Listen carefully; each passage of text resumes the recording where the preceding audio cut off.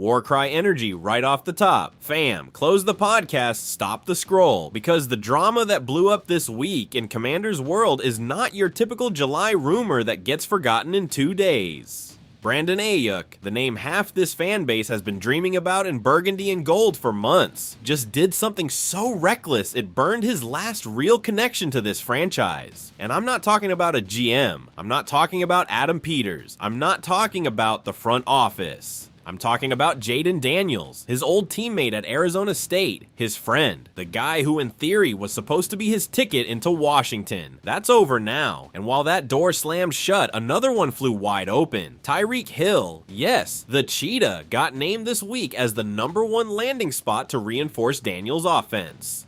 We're going to talk about both of those with the seriousness and the passion they deserve, and I also need to tell you how this defense's entire cornerback room just got rewritten by one signing that already buried a rumor, and I'm closing with a front office departure almost nobody is talking about, but that has me a little concerned. All of that right now, let's get into it. Okay, let's put this in context from the start, because some people only saw the headline and didn't understand the real size of what happened. For months, the Commanders community has been obsessed with the idea of Brandon AIYUK landing in Washington. It made sense on paper, an elite level receiver with a prior relationship to Jaden Daniels going back to their Arizona State days, available in a market where this roster desperately needs a real WR2. That rumor had been circling since last season, and honestly I defended it myself more than once. And look, I could be wrong, but I think at some point we all wanted to believe that reunion made football sense. But this week, AIYUK personally burned that bridge to ashes. According to what circulated on social media, AIYUK posted content going directly at Daniels and, listen closely, at Daniels' mother. This isn't normal trash talk, the kind you see between rivals on the field. This is a personal attack, completely out of line, aimed at the family of a quarterback who's only in his 3rd season trying to lock down a franchise. Daniels responded on social media, basically laughing the whole thing off instead of adding fuel to the fire, which, being honest, felt like the most mature reaction possible. But the damage is done. If there was ever a real chance AIYUK landed in Washington using his relationship with Daniels as a bridge, that chance died this week. A GM didn't kill it. AIYUK killed it himself with his own hands on his own phone. And here's where I want to be direct with my opinion, because I know some people are still grieving a signing that was never actually happening. This is a blessing wearing a disappointment costume. A receiver with AIYUK's talent, but with that level of impulsiveness, that need to create chaos at the exact moment this team needs to build locker room culture around its franchise quarterback, is a risk Adam Peters didn't even need to consider. Jaden Daniels doesn't need a WR2 with emotional instability going after his family online. He needs people rowing in the same direction. End of discussion. Now, with that door closed, the obvious question is who fills the gap? Because let's be honest about the real state of Washington's receiver room. Terry McLaurin remains without question the WR1, the captain, the heart of that group. I will never in my life doubt Scary Terry, so don't even try that in the comments. But after not re-signing Deebo Samuel, the rest of that room is, being generous, a giant question mark. Washington used its 3rd round pick in this year's draft on Antonio Williams out of Clemson, and right now he looks like the clearest candidate to be Daniels' 2nd option. They also brought back Dyami Brown after a year in Jacksonville, and according to minicamp reports, he's been making real waves, playing with real hunger.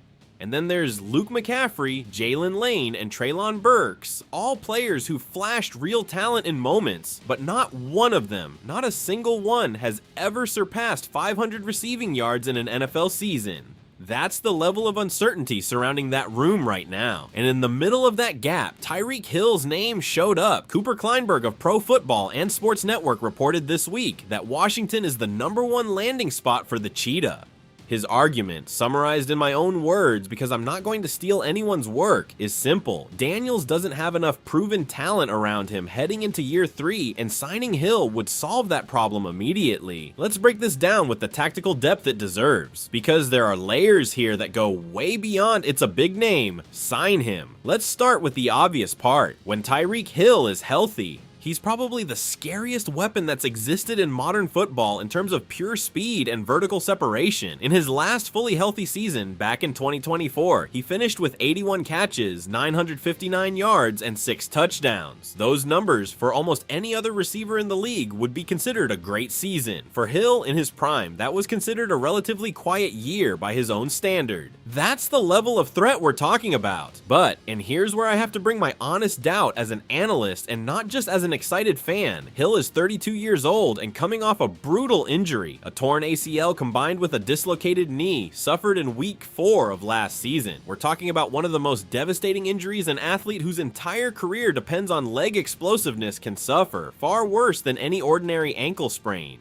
In February, Hill posted on Instagram that the cheetah will be back, and a couple weeks ago, he posted a video documenting the start of his rehab under the title Cheetah Reborn. The intent is clear. The determination is clear. What's not clear, and this is what nobody in the public conversation is discussing with the honesty it deserves, is whether his body responds the same way after an injury of that magnitude at this age. Tactically, if Hill arrives healthy, even at 80 or 85% of his pre-injury self, the impact on this offensive spacing would be brutal for opposing defenses. McLaurin could operate more on intermediate routes, over the middle, where his frame and hands are lethal, while Hill handles the deep game and stretches every coverage vertically. That would open windows underneath for Antonio Williams, and it would give Daniels a menu of options that, honestly, no other young quarterback in the conference would have. That's the kind of trio that completely changes how a defensive coordinator has to draw up his game plan week to week. My personal position, to be clear, I think Washington should pursue this, but with eyes wide open and without betting the entire season on the health of a 32-year-old's legs coming off a catastrophic injury. If the market price reflects that risk, if Hill signs a deal built on incentives instead of massive guaranteed money, this is a low risk, extremely high ceiling bet. If some desperate team offers him full guarantees, like it's still 2024, that's where Washington needs to walk away. Peters has shown all offseason that he's not a GM who bets the franchise's future on nostalgia or social media hype. And that discipline, in this specific case, is going to be the difference between a brilliant signing and an $18 million mistake. Okay, bro, I needed that emotional breather after talking about AIYUK, because now it's time to talk about something that already happened. Something concrete, something Adam Peters already executed that has ripple effects across the entire defensive roster. Washington signed veteran cornerback Rasul Douglas to a one-year deal worth up to $3.8 million. On the surface, that sounds like a depth signing, a role player move, the kind nobody argues about in the moment. But this signing actually closed two completely different storylines at the same time, and I want to talk about both with the depth they deserve. The first storyline this closes is Trevon Diggs's. For months, this rumor refused to die. Diggs, Stephon Diggs' brother, left Dallas after his all-pro level form collapsed right when Dan Quinn stopped being his defensive coordinator to become Washington's head coach. The Cowboys cut him loose. Then he failed in an attempt with Green Bay, playing only 2 games before being released. At 27 years old in what should be a cornerback's physical prime, Diggs remained without a team, and that fact alone should tell you everything you need to know about how the rest of the league views him. There was a strong sentimental argument. His brother's already in the building, his old coordinator is now the head coach, and in theory, that familiar environment could be the spark that revives his career. Reports even suggested there was a direct outreach from the Diggs family pushing for that reunion, but Dan Quinn and Adam Peters didn't buy that narrative, and with the Douglas signing, they shut that door for good. And here I want to give my opinion with zero filter. I think this was the right call, even though I completely understand why part of the fan base wanted the reunion for the nostalgia and locker room drama factor.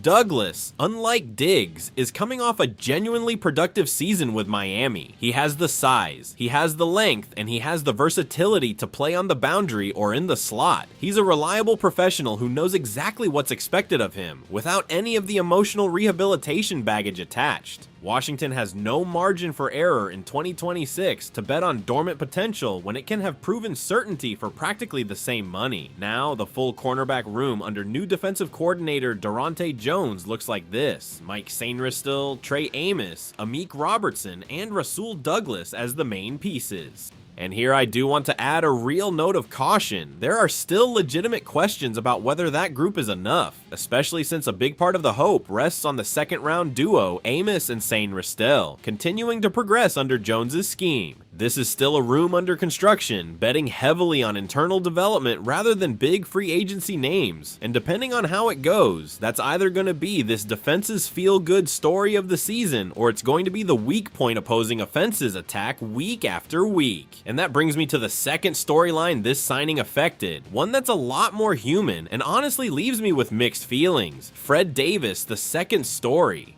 This kid is an undrafted rookie cornerback, son of former Washington tight end Fred Davis, and during mandatory minicamp he earned real attention for how he was moving on the field. Reports described him literally flying around, making plays nobody expected from an undrafted free agent with no draft capital behind his name. Until a few days ago, this was the feel-good story of the summer out in Ashburn. The Douglas signing pretty much shut that door. With Sain Ristel, Amos, Robertson, and Douglas as roster locks, and with Akello Witherspoon in position to take another spot despite an uneven start in Washington, and with the possibility that Quan Martin permanently moves to the slot, something they've been experimenting with all offseason, the available space for someone like Davis shrinks to almost nothing on the 53-man roster. Realistically, his ceiling right now is the practice squad, and honestly, that would already be a considerable achievement for an undrafted player. Fam, this is what people who only watch highlights don't understand about the football business. There's no cruelty in this decision. Peters isn't being harsh with Davis on purpose. He's building a roster to compete right now with Daniels in year 3 in a window where there's no room to bet on raw, unpolished potential when proven veteran certainty is available for nearly the same price. That doesn't make it any less hard for Davis, whose father played for the same organization and who came so close to writing his own story. But that's the business. I hope, and I mean this sincerely, that Washington finds a way to keep him on the practice squad, because a player with that motor deserves to keep developing inside this organization, even if it's not on the active roster this year. And to close things out, let's talk about something almost nobody's discussing in the fan groups, but that caught my attention as someone who breaks down this franchise under a microscope every single day. Scott Fitterer is leaving the organization. He's joining Athletes First, one of the biggest representation agencies in the league, working specifically within their coaches and executives division. Let me give you the full context on who Fitterer is, because his resume is more interesting than the headline suggests. Before arriving in Washington, he was the Carolina Panthers' general manager from 2021 to 2023, a stretch where that team put together a record of 14 wins and 37 losses.